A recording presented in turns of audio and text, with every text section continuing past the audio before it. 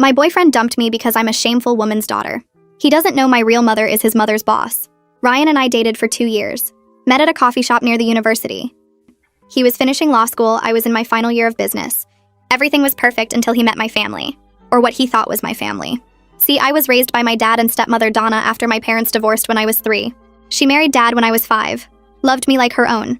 She works as a bartender at a gentleman's club because the tips are incredible, and she's putting my stepbrother through medical school. But I don't lead with that information. My bio mom, Victoria, is CEO of Hartley Industries, a pharmaceutical company with 8,000 employees. We reconnected when I turned 18. She pays for my college, my apartment, everything. But I wanted Ryan to love me for me, not for my mother's money, so I never mentioned her. I only introduced him to Dad and Donna. The dinner was going fine until Ryan asked what Donna did for work. She said honestly, I work in hospitality. Ryan pushed. What kind? Dad answered, she works at a club downtown. Makes great money. Ryan kept pushing until Donna finally said, I'm a bartender at the Velvet Room. I saw Ryan's face change. The Velvet Room is upscale, but it's still a strip club. He barely spoke the rest of dinner. In the car afterward, he was cold. You didn't tell me your stepmother works at a strip club. Why would I? It's just a job. Just a job? Cassie, that's not just a job. That's... What kind of woman does that? A woman supporting her family? He dropped me off without kissing me goodnight. 2 days later, he called. We need to talk. We met at the same coffee shop where we'd met.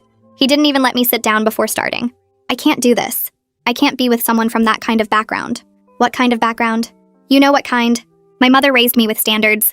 She works respectable jobs, built a real career, director of operations at Hartley Industries. That's the kind of family I need to be with. Not whatever your situation is. You're breaking up with me because my stepmother tends bar? I'm breaking up with you because you're clearly from a different class of people.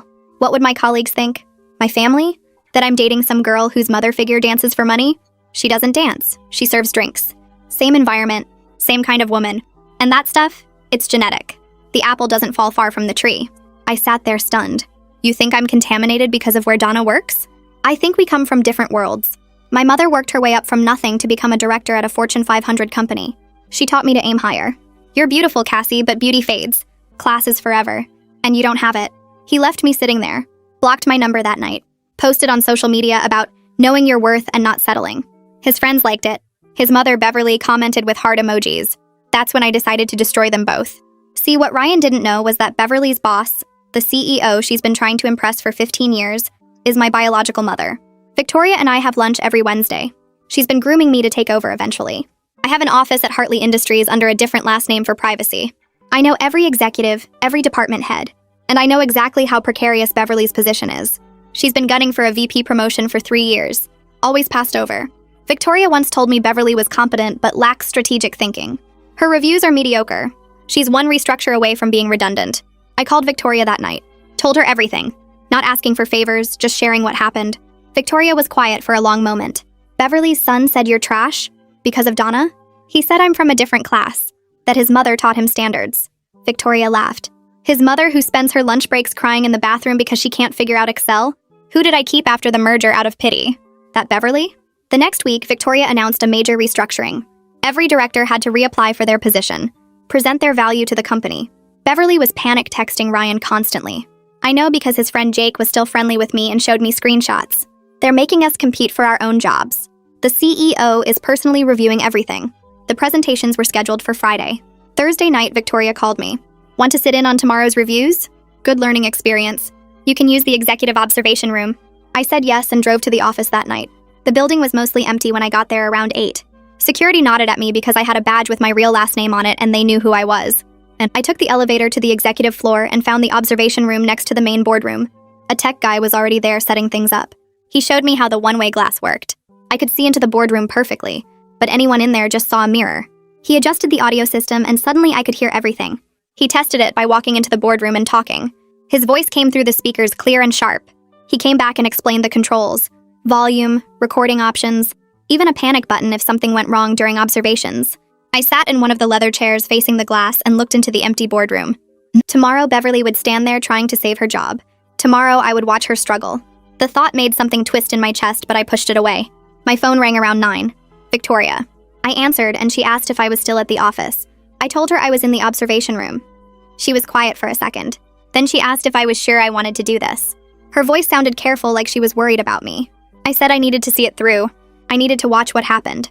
She sighed and said she understood, but she wanted me to know something. Once I watched someone's career fall apart, I couldn't unsee it. Once I saw Beverly at her worst, that image would stay with me. Was I ready for that? I told her I was. She said okay, and that she would see me tomorrow.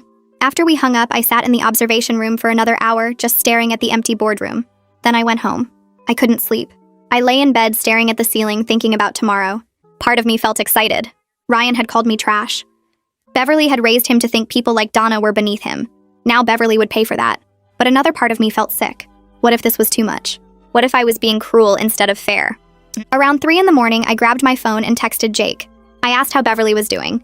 He answered right away like he couldn't sleep either. He said Ryan's mom had been crying for days. She was terrified. Ryan was terrified too. Their whole family was scared about what would happen. I stared at that message for a long time. Then I put my phone down and tried to sleep, but I couldn't. Friday morning finally came. I got up early and showered. I put on the professional clothes I kept at my office. A black suit that made me look older. Heels that added 2 inches. I did my makeup carefully. Looked at myself in the mirror. I looked like an executive. Like someone who belonged in that observation room. Like Victoria's daughter. I got to the office at 7:30. The presentations didn't start until 9, but I wanted to be there early. I went straight to the observation room and sat down. Watched through the glass as people started arriving. Executives filed in carrying coffee and laptops. Board members took their seats at the big table. Victoria came in last, looking calm and professional. She didn't look at the observation room glass, but I knew she knew I was there. The first presentation started at 9. Some director I didn't know talking about operational efficiency. I barely paid attention. The second presentation was better. A woman who actually seemed to know what she was doing. Then it was Beverly's turn. I watched her walk into the boardroom at 10:15. She looked exhausted. Her suit was nice, but her face was pale and tight. She carried a huge binder that looked like she had spent weeks putting it together. I could see her hands shaking as she set up her laptop. She dropped the connection cord twice before getting it plugged in. Something uncomfortable twisted in my stomach watching her struggle. The laptop wouldn't connect to the projector at first. Beverly's face went red as she fumbled with the cables. One of the executives checked his watch. Another whispered something to the person next to him. Victoria sat perfectly still with a neutral expression on her face. Finally, the screen came on. Beverly took a breath and started talking. She talked about her 15 years at the company, all the projects she had worked on, but when she gave examples, they sounded thin. Small achievements stretched to sound bigger than they were. When she got to the strategic vision section, I could tell she had copied it from corporate websites. Words like synergy and optimization and stakeholder engagement, buzzwords that didn't mean anything specific. The board members started asking questions. Hard questions about specific metrics and outcomes. Beverly stumbled through her answers. She kept saying things like we optimized the workflow and we created synergy between departments. But when they asked for numbers, she didn't have them. When they asked for specific examples, she got vague. One executive asked what her biggest achievement was, and Beverly talked for 3 minutes without actually answering the question. I was getting what I wanted. Beverly was failing. But watching her struggle felt different from I thought it would. It didn't feel like justice. It felt like watching someone drown while everyone else just watched. After 45 minutes, Beverly finished. She thanked everyone and her voice sounded desperate, like she knew how badly it had gone. She gathered her things too fast and left the boardroom walking like she was trying not to run. Through the glass, I watched her stop in the hallway outside. She leaned against the wall and put her hand over her mouth. I realized I was watching someone's whole professional life crumble.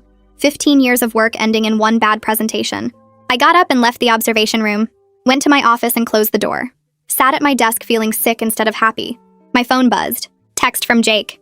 He said Ryan just called him crying. Beverly came home and couldn't stop shaking. She thought she was going to lose everything. I stared at that text. The revenge I had planned felt different now. Less like justice. More like cruelty. Someone knocked on my door an hour later. Victoria came in and sat down across from me. She looked at my face with that careful attention she always had, like she could see everything I was feeling.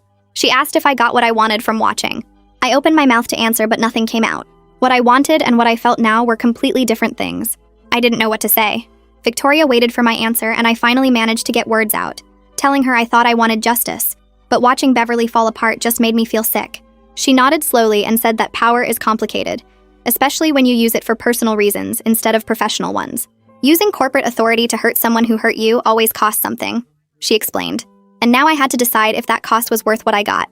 I asked her what she meant by cost, and she said that knowing you have the power to destroy people changes how you see yourself. And once you use that power, you can't pretend you're just a regular person who got hurt. You become someone who weaponizes their advantages, and that's a different kind of person entirely. She stood up and told me to go home and think about what kind of person I wanted to be, then left my office quietly. I sat there for another 20 minutes feeling worse than I had all day. Finally, I grabbed my keys and drove to Dad and Donna's house without calling first, needing to be around people who loved me without all the corporate complications. Donna opened the door and took one look at my face before pulling me into a hug. I started crying without fully understanding why, just letting it all out while she held me and rubbed my back. Dad appeared in the hallway looking worried, and Donna waved him over and they both just held me while I cried on their front porch. Eventually, Donna guided me inside and sat me down at the kitchen table while Dad made tea. They didn't ask questions, just let me cry until I was ready to talk. Over dinner, I told them what happened, leaving out some details but explaining that I used my connection to Victoria to hurt the people who hurt me. I described watching Beverly's presentation fail and how it felt different from what I expected. Dad looked troubled and asked if I thought I'd done the right thing. I said I didn't know anymore. Donna surprised me by saying that sometimes people need to face consequences for their cruelty. She didn't think I should feel guilty for letting Beverly's mediocrity catch up with her, especially after what Ryan said about me. Dad argued that revenge and justice aren't the same thing, but Donna pointed out that Beverly raised a son who thinks bartenders are shameful and their families are contaminated. She said people like that need to learn that their prejudices have costs. My phone rang while we were still talking, and Donna saw it was Emerson calling. She put him on speaker, and his excited voice filled the kitchen. He told us about a surgery he observed that day, and how the attending physician praised his work and said he had real talent. He was talking so fast about the procedure and what he learned, his enthusiasm spilling through the phone. Listening to his excitement about the career Donna's bartending job was making possible reminded me exactly why Ryan's contempt for her was so unforgivable. Donna worked at the Velvet Room so Emerson could become a surgeon, and Ryan had called her shameful for it. After Emerson hung up, I hugged Donna again and thanked her for always being there for me. She said that's what family does, and she was proud of the woman I was becoming even when I made mistakes. I drove home that night thinking about the difference between consequences and revenge, wondering if there was actually a line between them, or if I was just trying to make myself feel better. My phone showed 3 missed calls from Jake and several texts asking if I was okay. That meant Ryan probably told him I was somehow involved in his mother's situation. I didn't respond to the texts, not ready to deal with Jake's questions yet. Saturday morning, I woke up to knocking on my apartment door. Jake stood there with 2 coffee cups and a careful expression on his face. No. He said Ryan figured out that I must know someone at Hartley Industries because the timing was too convenient. I let him in without confirming or denying anything, and we sat down on my couch. Jake looked at me with something like disappointment and said he thought I was better than this. His words stung more than I expected because Jake had always been kind to me. Having him question my character made me question it too. I asked him if Ryan ever questioned his own character when he called me trash because of Donna's job. Jake admitted that Ryan was cruel and what he said was wrong, but he insisted that 2 wrongs don't make things right. We talked for an hour about class and prejudice and revenge. Jake told me that Beverly grew up in extreme poverty and spent her whole life terrified of falling back into it. That fear was what made her obsessed with respectability and status, and she passed that anxiety to Ryan as values. Now I was using their fear against them, he said, and that made me just as bad as they were. I argued that they hurt me first, but Jake said hurting people back just creates more hurt. He told me about Beverly's childhood, how she grew up in a trailer park with an alcoholic father and worked 3 jobs to put herself through community college. She clawed her way up from nothing and taught Ryan that status and respectability were the only things protecting them from falling back down. It didn't excuse what Ryan said to me, Jake acknowledged, but it explained why Beverly was so harsh about class and why Ryan absorbed those values. After Jake left, I sat with this new information, understanding Beverly's cruelty toward people she sees as lower class differently now. It didn't excuse what Ryan said to me or the values Beverly taught him, but it made them human in a way that complicated my anger. Beverly wasn't just some snob looking down on people. She was someone so scared of poverty that she built her entire identity around never being poor again, and she taught Ryan that same fear disguised as standards. Sunday morning, Victoria called to tell me that the board met yesterday afternoon to discuss the presentations. Beverly's was ranked in the bottom 3 out of 8 directors who presented. Victoria said she would make her final decision this week, but she wanted me to know that whatever happened would be based on Beverly's actual performance, not on my anger at Ryan. She asked me again what I wanted the outcome to be, and I realized I didn't have a good answer anymore. I called Victoria that evening after sitting with Jake's words for hours. She answered on the second ring, and I told her everything about Jake's visit, about Beverly growing up in a trailer park with an alcoholic father, about the fear that drove her obsession with status. Victoria was quiet for a long time after I finished talking. When she finally spoke, her voice was thoughtful instead of angry. She said that most cruelty comes from fear, that people who feel secure don't need to push others down to feel safe. Then she asked me what I wanted the outcome to be now that I understood Beverly better. I opened my mouth to answer and realized I had no idea anymore. The clear anger that drove me to set this whole thing in motion had gotten complicated by understanding, and I didn't know what justice looked like when I could see everyone's humanity. Victoria told me to think about it and we'd talk more soon. Monday morning, I sat in my business ethics class trying to focus on the lecture, but my mind kept circling back to the same question. What did justice actually look like in this situation? My professor was talking about corporate responsibility and conflicts of interest, about how leaders have to balance competing obligations and make decisions that serve multiple stakeholders. I felt like the universe was directly mocking me. Every example she gave seemed designed to highlight exactly the mess I'd created by mixing personal revenge with corporate power. The student next to me was taking detailed notes while I just stared at my blank laptop screen, unable to concentrate on anything except the weight of the choice I'd set in motion. My phone buzzed during class with a text from Jake. Ryan wanted to talk to me. My first reaction was to refuse, to tell Jake that Ryan had his chance to talk and he used it to call me trash. But something made me hesitate before typing that response. Maybe it was Victoria's question about what I wanted the outcome to be, or maybe it was just curiosity about what Ryan thought he could possibly say now.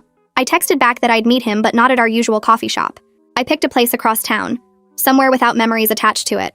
Jake sent back the address confirmation and said Ryan would be there at 3. I got to the coffee shop 15 minutes early and picked a table in the back corner where we wouldn't be easily seen. Ryan walked in exactly at 3 and I barely recognized him. He looked terrible, exhausted in a way I'd never seen during our 2 years together. His suit was wrinkled like he'd slept in it, and there were dark circles under his eyes. He bought a coffee and sat down across from me without the confident posture he usually carried. His hands shook slightly as he set his cup on the table.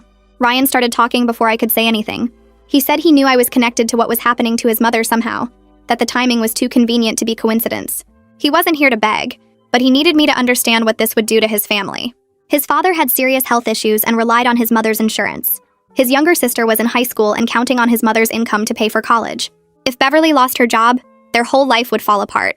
Not just her career, but everything they'd built. All the security his mother had fought so hard to create. He looked at me with desperate eyes, and I could see he was barely holding himself together. I sat there listening to him talk about his family's money situation, and his mother's fear and his own guilt for not understanding what she'd given up to get where she was. Part of me wanted to scream at him that he should have thought about consequences before he called me shameful, before he decided I was contaminated by Donna's job. But another part of me recognized that he was learning something painful right now. He was facing the reality that his judgments had real costs, that looking down on people could circle back and hurt the people he loved. Maybe that was the point all along, not destroying Beverly, but making Ryan see what his prejudice actually meant. I asked Ryan if he understood why what he said to me was so cruel. He was quiet for a long time, staring at his coffee cup and not meeting my eyes. Finally, he admitted that he never thought about Donna as a real person, with her own dignity and reasons for her choices. He saw her job and made assumptions about her character, about who she was as a human being. And he did the same thing to me, judged me based on association instead of knowing me.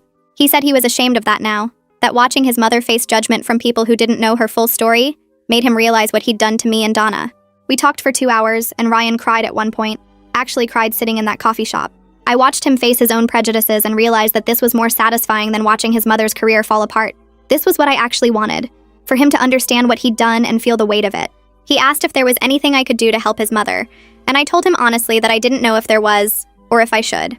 The question wasn't whether I had power to change things, but whether using that power would make me the same kind of person who judged others without seeing their full humanity. That evening, I met Victoria for lunch. Our regular Wednesday meeting moved to Monday because of everything happening. We sat at her usual table in the executive dining room, and I told her about my conversation with Ryan. She listened carefully without interrupting, her face showing that CEO expression of taking in information and processing it. When I finished, she asked me what I thought Beverly's fate should be.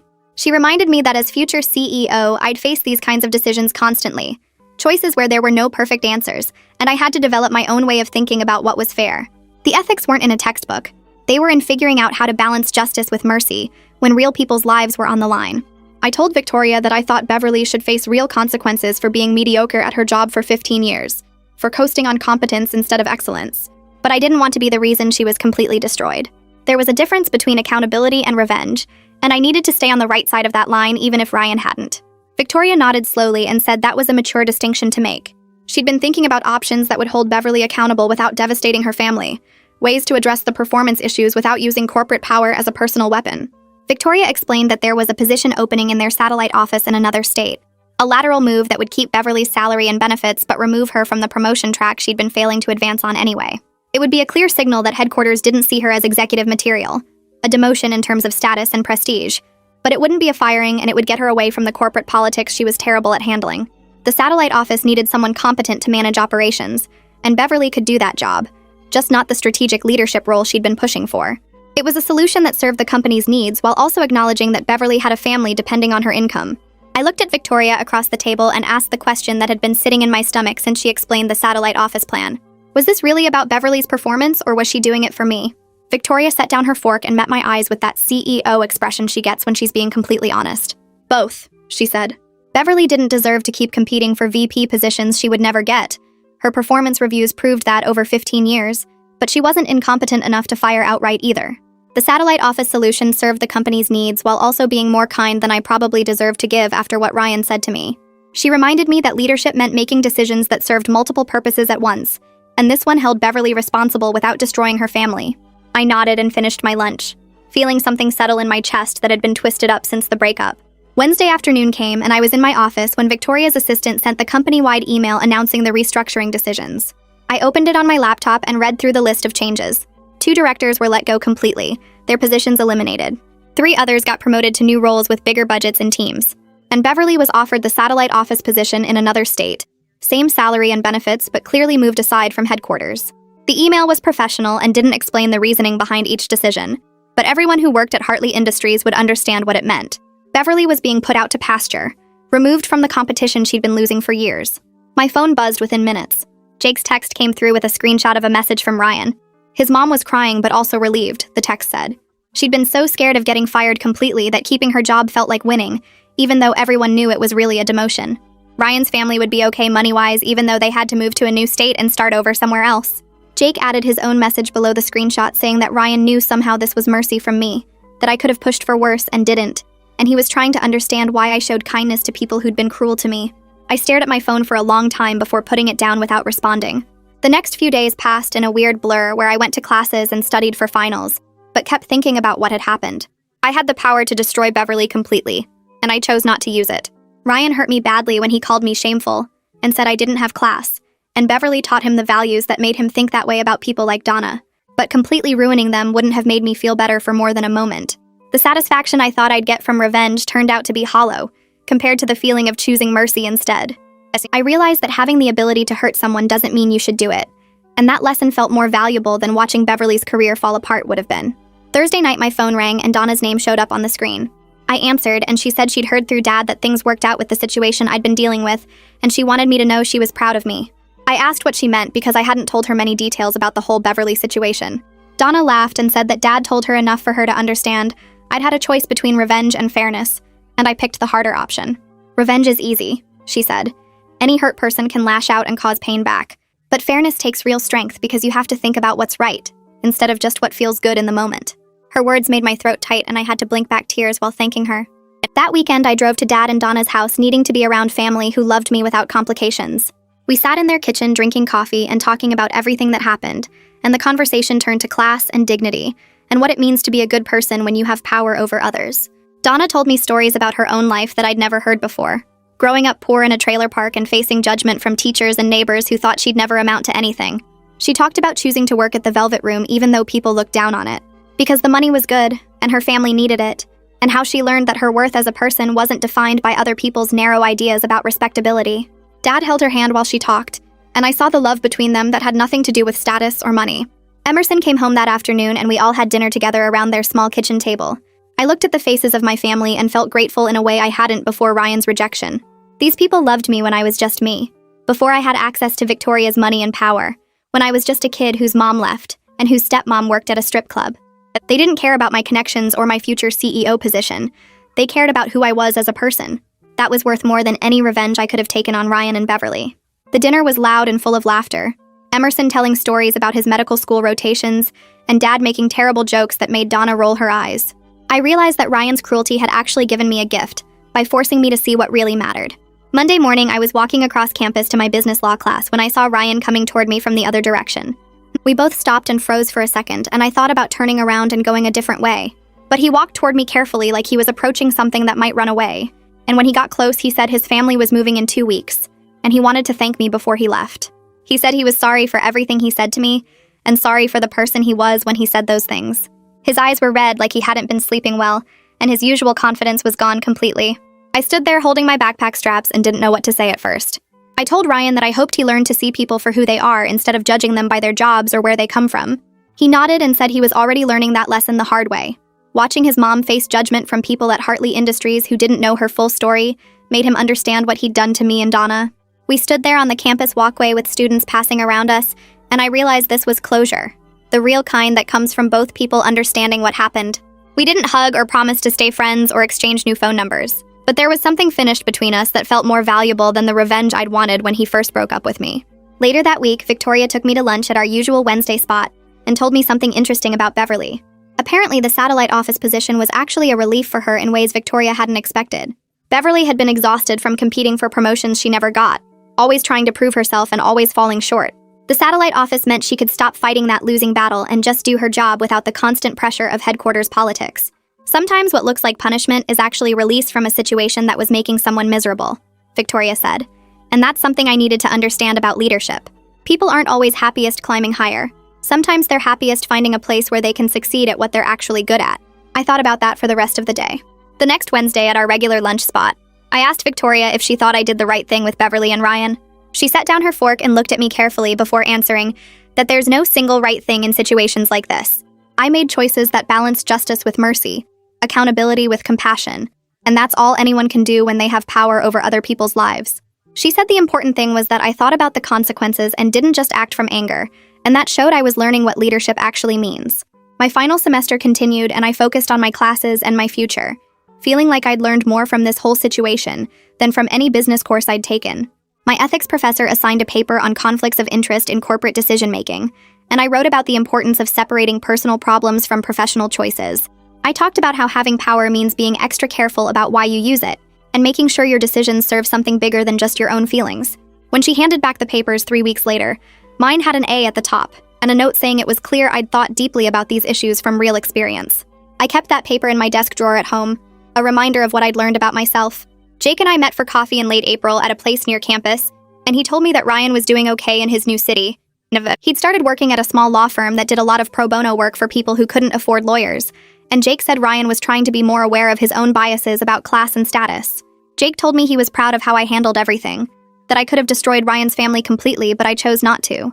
He said he was glad we stayed friends through all of this because he valued people who knew how to be fair, even when they were hurt.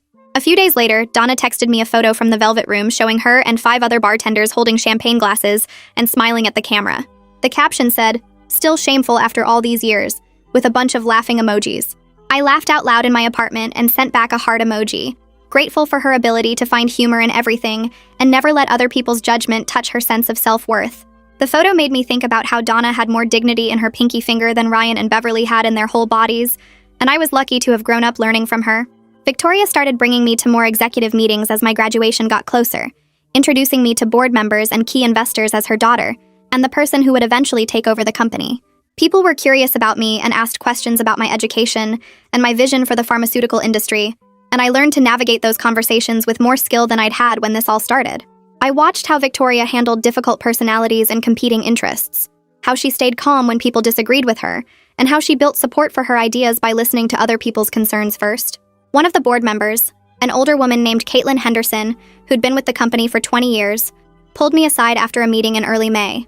She said she'd heard about how I handled the Beverly situation from Victoria, and she wanted me to know something important.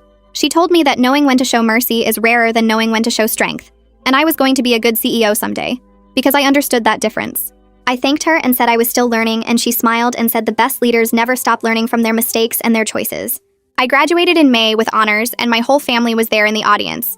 Victoria and Dad and Donna and Emerson all sitting together and cheering when I walked across the stage to get my diploma. Looking at them sitting there together, I realized that having 2 families from completely different worlds made me richer than Ryan's narrow focus on status and respectability ever could have. They clapped so loud I could hear them over everyone else, and when I looked at their faces, I saw genuine pride and love that had nothing to do with my future CEO position or Victoria's money. That evening, we all went to dinner at a nice restaurant downtown, and Victoria gave a toast about family and second chances and the importance of staying true to yourself no matter what other people think of your circumstances. Dad added that he was proud of the woman I'd become, someone who knew how to be strong and kind at the same time. Donna said she always knew I was going to do great things, and she was just happy she got to be part of my journey, even if some people thought she wasn't good enough to raise someone like me. Emerson told everyone about his upcoming residency at a hospital in the city, a position he'd worked incredibly hard to earn. He thanked Donna for making his medical career possible through her work at the Velvet Room, saying he knew she'd sacrificed her own pride sometimes to give him opportunities. I watched Victoria's face while Emerson talked, and I saw genuine respect there for Donna's choices and her strength. Whatever judgment Victoria might have had about Donna's job had been replaced by recognition of her sacrifice and the love that motivated everything she did. I started working full-time at Hartley Industries in June, officially joining the Executive Development Program that would prepare me to eventually take over as CEO. My office was bigger now, and my name was on the door with my real last name, Victoria's surname that I'd kept private for so long. No more hiding who I was or pretending to be someone simpler to make other people comfortable. The first week I sat in my office looking at my name on the door and the view of the city from my window, thinking about everything that had happened since Ryan broke up with me 8 months ago. The company felt different now that I worked there officially instead of hiding in a fake office with a fake name.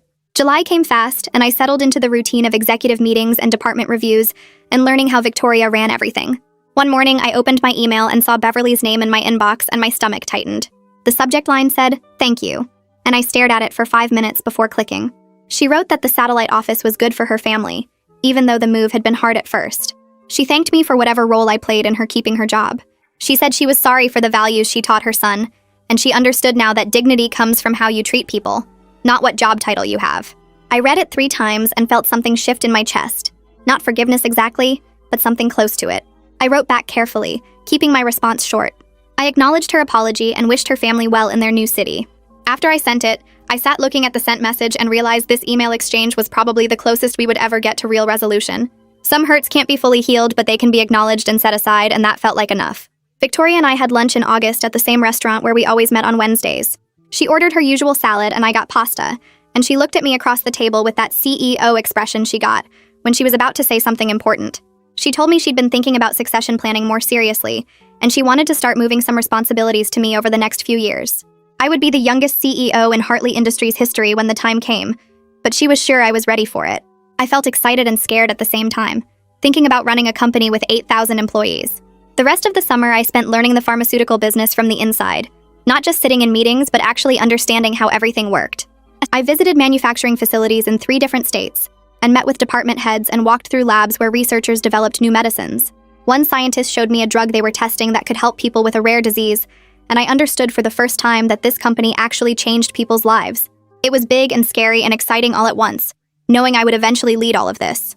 Dad and Donna visited my apartment in September, and we ordered pizza and sat on my couch talking about how much had changed in the year since Ryan broke up with me. Dad said that sometimes the worst things that happen to us lead to the best outcomes, and I had to agree that losing Ryan led me to find myself. Donna looked around my apartment with its nice furniture and big windows and said she was proud of how I'd grown into my life instead of letting it overwhelm me. We talked about Ryan and Beverly and the whole situation, and Dad said he hoped I'd learned that revenge feels good in the moment, but mercy feels better long-term. Donna mentioned she was thinking about stopping work at the Velvet Room in a few years now that Emerson was finishing medical school. I immediately offered to help her money-wise, but she refused, shaking her head firmly. She said she was proud of the work she did and the life she built, and she didn't need rescue, just respect. I assured her I'd always respected her, and that Ryan's cruelty taught me to value what people do for their families over what society thinks of their jobs. She hugged me and said that was all she ever wanted me to learn. We started talking about maybe starting a scholarship fund for children of service workers, using my resources to honor people like her who society looks down on. The idea grew as we talked, and by the time they left that night, I was already planning how to make it happen. Victoria loved the scholarship idea when I brought it up at our next lunch. She offered to have Hartley Industries match whatever I contributed, and by October, we'd established a fund that would help dozens of students whose parents worked in jobs society thinks are shameful. It felt like turning my pain into something that actually helped people, which was better than revenge ever was. We set up the application process and hired someone to manage it, and I felt proud every time I thought about kids getting college money because their parents worked hard in jobs like Donna's. Jake texted me in November that Ryan was dating someone new, a public defender who worked with poor clients who couldn't afford fancy lawyers. He said Ryan seemed really different now, like he'd learned something important about judging people. I was happy for him in a distant way, glad that the lesson he learned wasn't just about being scared of consequences, but about actual growth as a person. I ran into Ryan one more time over Thanksgiving when he was visiting Jake, and we happened to be at the same coffee shop. We had a brief conversation that was friendly but not close, standing by the counter with our drinks. He told me about his work at the new law firm and his girlfriend who inspired him to do more pro bono cases. He asked about his mother's move to the satellite office, and I told him about my role at Hartley Industries and the scholarship fund Donna and I created together. He looks down at his coffee cup and back up at me. I'm glad you didn't destroy us when you could have. I understand now that mercy is actually strength, not weakness. I watch him carefully, seeing someone different from the guy who dumped me in this same coffee shop a year ago. I hope you teach your kids different values than your mom taught you. He nods slowly. I will. I promise I will. We finish our drinks and say goodbye, and I walk to my car feeling like something heavy finally lifted off my chest. December comes fast, and I spend most of it working at Hartley Industries and finishing up projects before the new year. The office gets decorated with lights and garland, but I'm too busy learning new systems and meeting with department heads to pay much attention. Every night I drive home thinking about everything that happened since Ryan broke up with me. The coffee shop breakup where he called me trash, Victoria's restructuring announcement, watching Beverly struggle through her presentation, the choice I made to show mercy instead of destroying them completely, and Jake's visit when he told me about Beverly's poverty background. All those moments that forced me to figure out who I wanted to be when I had power over people who hurt me. I learned that having the ability to hurt people back doesn't mean you should do it. Justice turned out to be way more complicated than simple punishment. Some nights I think about what would have happened if I'd pushed Victoria to fire Beverly completely, and I'm glad I didn't, because that version of me seems mean and small now. Victoria and I have our regular Wednesday lunch in the last week of December at the same restaurant we always go to. She orders her usual salad, and I get pasta, and we talk about the company's fourth quarter numbers for a while.